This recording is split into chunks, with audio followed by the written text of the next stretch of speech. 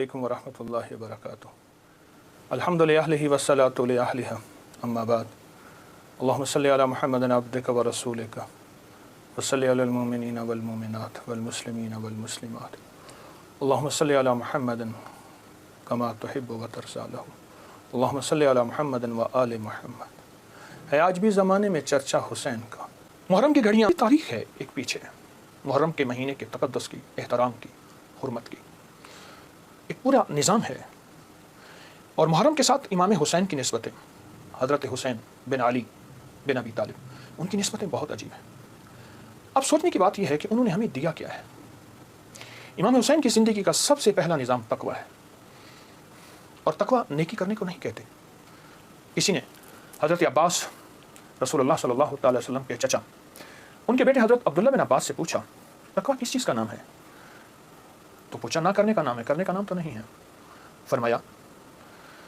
فرما دیجئے کیا کرنے کا نام، کیا نہ کرنے کا نام؟ فرمایا تقوی گناہ نہ کرنے کا نام ہے۔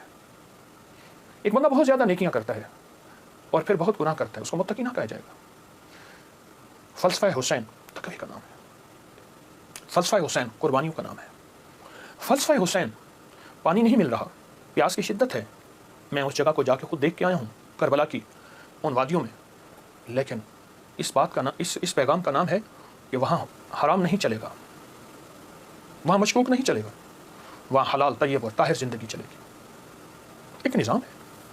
اور فلسفہ حسین سجدوں کا نام ہے کہ جنگ جاری ہے اور نماز کا وقت آیا، آدھوں نے نماز پڑھی، آدھوں نے جنگ کی، پھر انہوں نے نماز پڑھی، سجدے قضا نہیں ہوئے اور سجدے ادا ہوئے ہیں۔ اور فلسفہ حسین دعاؤں کا نام ہے۔ وہاں کربلا کی وادیوں اور گھڑیوں میں امام حسین نے بہت دعائیں مانگی، اور وہ دعاؤں کی پوری کتابیں اس وقت موجود ہیں۔ وہ دعائیں کیا تھیں؟ جس میں اللہ کی محبت، جس میں اللہ کے ساتھ عشق، جس میں اس کی ذات عالی کے ساتھ تعلق اور محبت، ان دعاؤں کا نام ہے۔ اور فلسفہ کربلا کا ایک پیغام دیتا ہے کہ خیال کرنا، جب ایک طرف حق ہے اور ایک طرف ناحق ہے، اور وہ حق حلال کی شکل میں آئے، طیب طاہر کی شکل میں آئے، حلال کی شکل میں، طیب طاہر کی شکل میں آئے، تو پھر حلال کبھی نہ چھوڑنا، اور حرام کے اوپر تمہیں کائنات کیا تخت مل جائے، اس کو کبھی اس کے قریب نہ جانا۔ زندگی کا ایک سفر میں آپ طے کر رہے ہیں اور طے کریں گے موت تک۔ وہ ہستیاں زندگی کا سفر طے کر گئیں، لیکن انہیں ہم مردہ نہیں کہیں گے۔ بولیا سی مرنا نہیں گور پہ یا کوئی ہو، کہ ہم مرنے والے نہیں ہیں۔ اللہ کے عاشق ہمیشہ زندہ ہوتے ہیں، اور اللہ کے عاشق ہمیشہ زندہ ہوتے ہیں اور زندگی کا سفر طے کرتے ہیں۔ عاشق ہمیشہ زندہ ہوتے ہیں، اور عاشقوں کی زندگی ہی اصل زندگی ہے، اور وہ زندگی ایسی زندگی ہے جس زندگی کے بعد موت نہیں ہے۔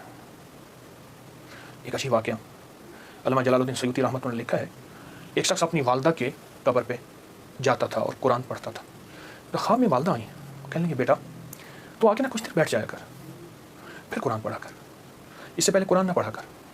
کیوں؟ جب تو آتا ہے قرآن کا نور تجھے گھیر لیتا ہے، بیٹا میں تجھے دیکھ نہیں سکتی، تیرے قرآن پڑھنے سے میری قبر نورانی روحانی، اس میں روشنی، اس میں برکت، لیکن میں تجھے دیکھنا بھی چاہتی ہوں، ماں ہوں۔ ماں کی مامتا بیٹے کو دیکھ کے بھی کلیجہ ٹھنڈا کرتی ہے۔